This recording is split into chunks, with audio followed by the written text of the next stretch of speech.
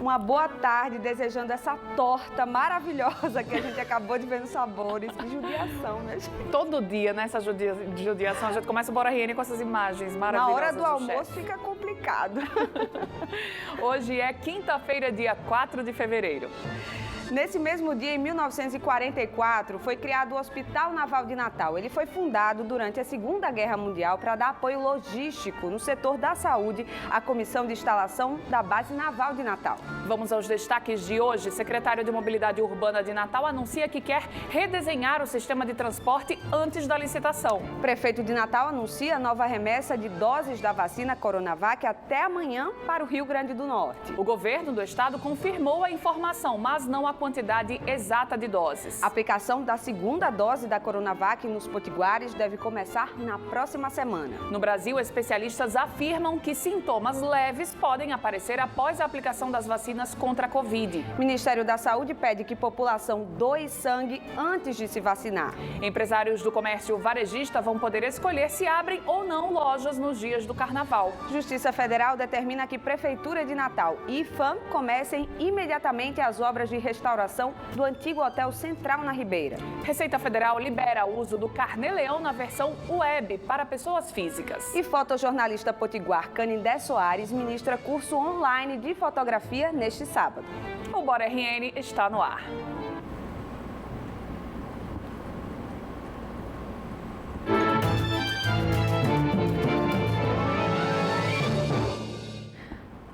A Prefeitura de Natal disse que pretende lançar mais um edital de licitação para o transporte coletivo ainda este ano. Mas antes disso, Mário, o secretário já anunciou que pretende fazer algumas mudanças no sistema atual.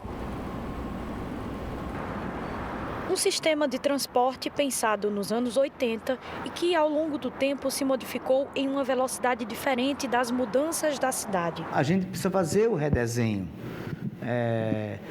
As linhas estão muito longas, não é desejável linhas longas em nenhum lugar do mundo, linhas mais curtas, e a gente precisa ter uma frequência e um tempo de viagem menor. O sistema de transporte coletivo de Natal ainda não opera com uma licitação.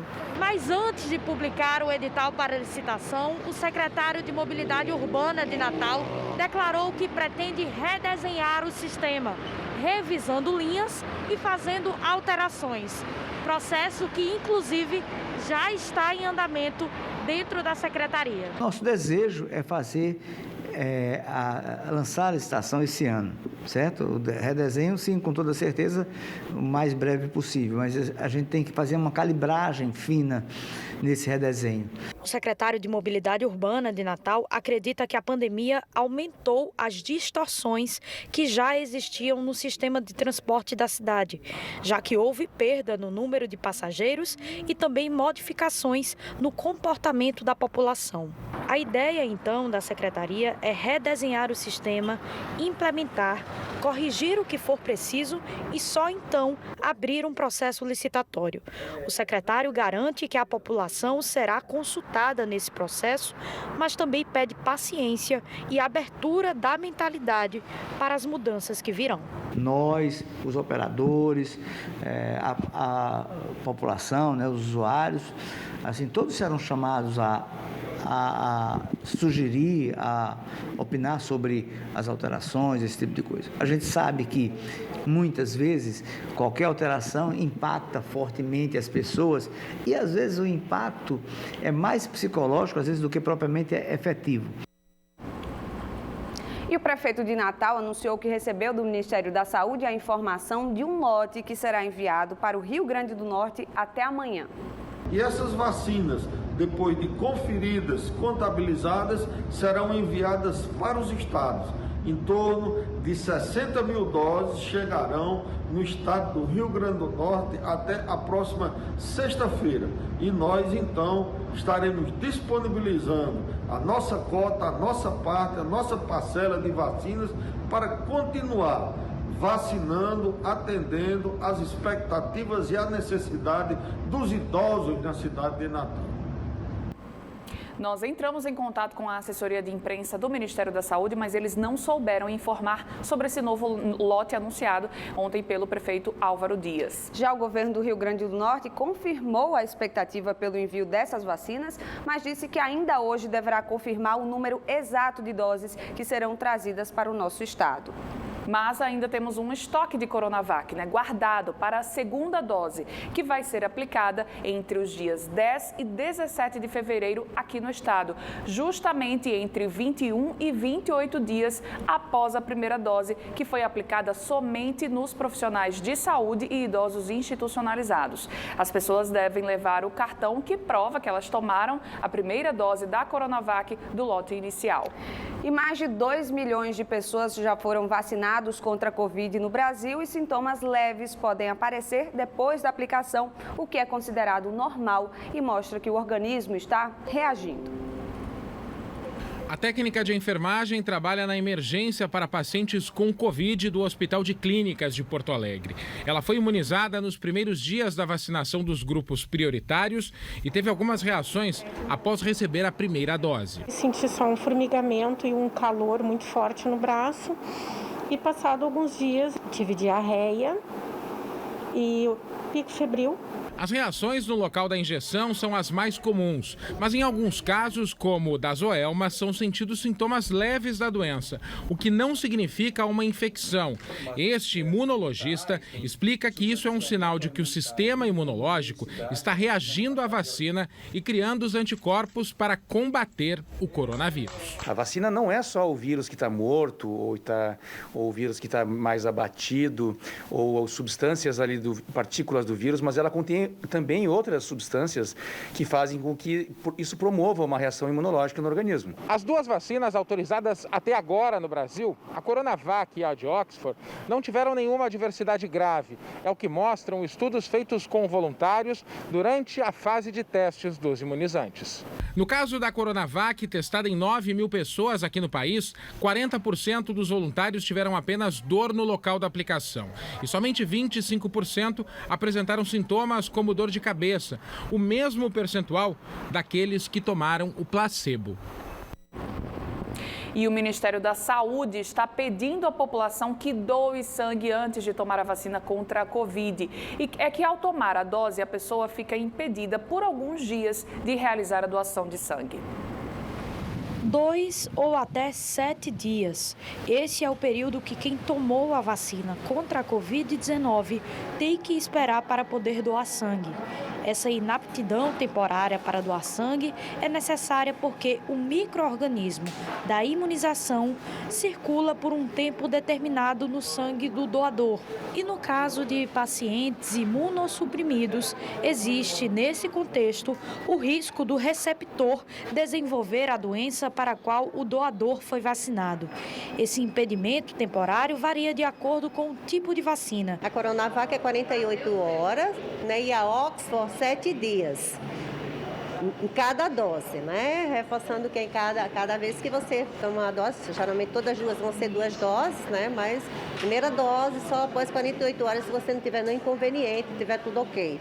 Por este motivo e também pelo período de baixa nos estoques de sangue, o Ministério da Saúde está incentivando quem pode a doar sangue antes de ser vacinado. Uma vez que, dependendo do próprio material em que é fabricado a vacina, ela deixa esse doador temporariamente inapto.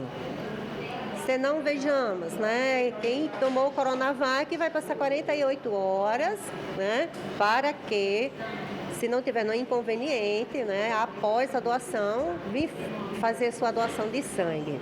No Hemonorte, o estoque está em 50% da quantidade ideal. Cada doação faz a diferença. Se você tem entre 16 a 69 anos, está saudável, vem até nós, pesa acima de 50 quilos, durma bem, se alimente bem, evite comidas gordurosas, de ingestão quando você vier fazer sua doação. E chegando aqui, você fará toda a avaliação e se estiver dentro dos critérios para aquele dia, você fará a sua doação. A ocupação dos leitos críticos Covid aqui no estado continua em torno de 60%. A região Seridó se mantém com a taxa mais alta de 65,7% dos leitos de UTI e semi-intensivo ocupados. 4 hospitais estão sem vagas. O Tarcísio Maia, em Mossoró, que ontem estava cheio, hoje registra ocupação de 77,8%. O Hospital de Campanha de Natal está com ocupação de 80% dos leitos para casos graves de Covid. Veja agora outros destaques desta quinta-feira. O novo líder do governo Fátima na Assembleia Legislativa é o deputado estadual Francisco Medeiros, o Francisco do PT. O antigo líder, George Soares, assume a primeira secretaria da mesa diretora da LRN. O anúncio foi feito pela governadora em reunião com a bancada governista da AL nesta quarta-feira. O governo do estado reduziu em 6% o comprometimento da receita com a folha de pessoal em 2020. Caiu de 60,56% em 2019 para 54,49% em 2020. Ainda assim, os gastos continuam acima do limite estabelecido pela Lei de Responsabilidade Fiscal, que é de 49%. Segundo o governo, a queda tem a ver com o aumento da receita líquida, o baixo crescimento da despesa bruta com pessoal e o menor comprometimento de gastos com aposentados e pensionistas.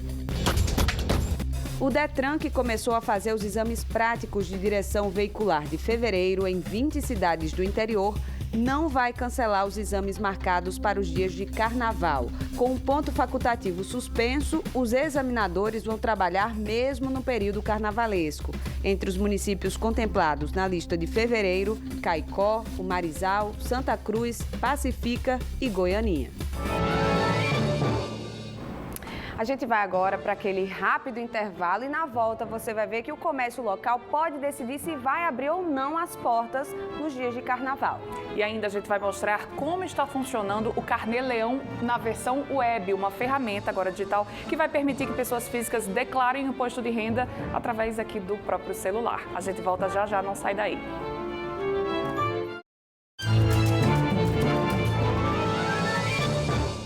E suspendeu também os pontos facultativos. Com isso, cada empresário do comércio varejista decide se vai ou não abrir as portas durante o carnaval. O decreto do governo do estado que cancelou os festejos do carnaval e suspendeu os pontos facultativos previstos para o período foi publicado na última terça-feira, dia 2 desse mês. Com isso, um dos setores que mais se beneficiava da festa de Momo, o comércio, ficou liberado para abrir as portas na semana inteira do carnaval. Nas ruas e nas lojas, grande parte dos clientes achou a decisão sensata. Mas o que seria certo todo mundo ficar em casa, se for fazer uma diversão com poucas pessoas na sua própria residência, né? Eu acho que foi uma decisão bem provável, porque pelo menos evitamos muito aglomeração. O certo é que, diante dessas mudanças durante o carnaval, a abertura do comércio vai depender unicamente da disponibilidade de cada empresário do setor. A gente vai seguir a orientação do governo que quem quiser abrir segunda, terça, quarta, está liberado para abrir segunda, terça, quarta. Uma dificuldade para esta abertura tem sido a negociação dos empresários junto ao Sindicato do Comércio Varejista para a abertura das lojas no dia 15 de fevereiro, quando em Natal se comemora o Dia do Comerciário. Para poder ter a loja aberta, cada empresário terá de pagar R$10 por cada funcionário trabalhando neste dia. Isso sem falar nas horas extras, que são de 100%. Esse ano a gente sofre um pouco no carnaval, mas quem sabe no São João ou no Natal a gente vai estar podendo desfrutar isso que a gente plantou aqui agora. Os bancos fecharão as portas nos dias 15 e 16, voltando somente a partir do dia 17, quarta-feira, ao meio-dia. Os shoppings terão regime de funcionamento facultativo, a depender de cada rede. Os supermercados mantiveram o fechamento na segunda-feira 15, dia do comerciário. E até o momento, o comércio de rua não tem uma confirmação oficial sobre horários e dias de funcionamento. Ainda segundo o presidente da CDL Natal, mesmo com essa diferença do funcionamento do setor público e privado, na segunda, terça e quarta-feira da semana do Carnaval, alguns pontos positivos podem surgir, mesmo diante do cancelamento da festa mais popular no Brasil, aqui também no nosso estado. Tendo fluxo na rua, com certeza vai haver venda, vai haver demanda. Está em você. Nós temos aqui algumas informações da CDL sobre o funcionamento do comércio, né? Como o Rafael Lopes estava falando aí. O centro da cidade, a abertura facultativa nos dias 15 e 16 de fevereiro, com algumas lojas abrindo entre 8 da manhã e 5 horas da tarde. O Alecrim também facultativa nos mesmos dias 15 e 16, com algumas lojas abrindo no mesmo horário, 8 às 17 horas. Os supermercados ficarão fechados no dia 15 de fevereiro e o funcionamento é normal nos dias 13, 14, 16 e 17. Então, o supermercado fecha apenas no dia 15. Os bancos fechados nos dias 15 e 16. Dia 17 funcionam a partir do meio-dia, né, que é a quarta-feira de cinzas. Os shoppings variam aí o funcionamento de acordo com o shopping, né? Temos vários shoppings na cidade, então o ideal é consultar cada um deles para ver o horário que vão abrir. Mas geralmente, pelo que eu estou vendo aqui, alimentação e lazer vão estar abertos e as demais lojas a partir do meio-dia. E olha, vamos mudar de assunto agora para falar que a Justiça Federal determinou que a Prefeitura de Natal e o IPHAN, o Instituto do Patrimônio Histórico e Artístico Nacional, comecem imediatamente as obras de restauração do antigo Hotel Central, prédio histórico que fica no bairro da Ribeira. A verba já está liberada há mais de 5 anos através do PAC das Cidades Históricas. O serviço ainda não começou porque o antigo hotel continua ocupado. A decisão ocorreu ainda no mês passado. A Justiça Federal determinou que a Prefeitura de Natal e o Instituto do Patrimônio Histórico e Artístico Nacional, o IPHAN, realizem imediatamente as obras de restauração do antigo Hotel Central. A sentença foi do juiz federal Ivan Lira de Carvalho, titular da 5ª Vara, que acolheu o pedido formulado pelo Ministério Público. Foi considerado o valor histórico que tem esse prédio, foi edificado em 1937 para a finalidade de servir como hotel de viajantes, de caixeiros, de pessoas dedicadas ao comércio naquela região portuária e que foi adquirido pelo município de Natal em 2005 para ali ser instalado um abrigo para pessoas em situação de rua. A determinação levou em consideração o valor liberado de pouco mais de R$610 mil através do programa PAC Cidades Históricas. Isso há pouco mais de 5 anos. Agora, o impasse se formou de vez. Isso porque, de acordo com o IPHAN, a restauração depende de outras medidas para poder ser iniciada, como, por exemplo, a desocupação do lugar, que é de responsabilidade da Prefeitura. O IPHAN, ele atua na proteção e promoção, mas ele não é proprietário do imóvel. Quem é previsto para o órgão previsto para cuidar disso é quem é o proprietário. O proprietário é a Prefeitura do Natal. Essa é a responsabilidade dela. O prédio do antigo Hotel Central fica localizado no coração do bairro da Ribeira, na rua Câmara Cascudo, e faz parte do grupo de prédios tombados no Centro Histórico de Natal. Entre os anos de 2011 e 2013, o local também serviu de abrigo municipal e em 2018 foi ocupado por um grupo de sem-tetos que desde então permanece no local. A ação civil pública movida pelo Ministério Público foi iniciada em 2019, mas como um termo de compromisso ainda não foi celebrado entre a Prefeitura e o IPHAN, as tratativas para resolver o problema não têm ido para a frente. Para que haja o restauro, é necessário realizar o projeto, elaborar o projeto, realizar o projeto, enviar ao Departamento de Projetos Especiais do IPHAN e, em seguida, realizar a licitação para a sua obra. Ainda de acordo com o IPHAN, uma das preocupações agora é que os valores que já haviam sido liberados voltem para os cofres do governo sem que a obra seja realizada. Isso sem falar na própria segurança das pessoas que ocupam o espaço atualmente. Nosso corpo técnico, apesar de exíguo, ele é muito qualificado, ele está sempre buscando trazer essa proteção e, primeiramente, olhando a vida das pessoas. E a Receita Federal liberou o uso do Carnê-Leão Web, uma ferramenta para facilitar o recolhimento do imposto de renda das pessoas que recebem proventos não retidos na fonte. Até ano passado, a contribuição do imposto de renda para os contribuintes que recebiam proventos de pessoas físicas, como, por exemplo, os profissionais liberais ou ainda locadores de imóveis, tinha de ser feita exclusivamente no sistema da Receita. Só que agora, com a dinâmica da digitalização burocrática do próprio governo federal, esses contribuintes terão uma nova forma de declararem esse imposto, com muito mais rapidez e agilidade. Antes, era um programa que você baixava e instalava no seu computador a cada ano para preencher os dados. Agora mudou. A partir de 2021, mudou para a plataforma web. Então, o contribuinte não vai mais baixar o programa, não vai mais baixar o aplicativo.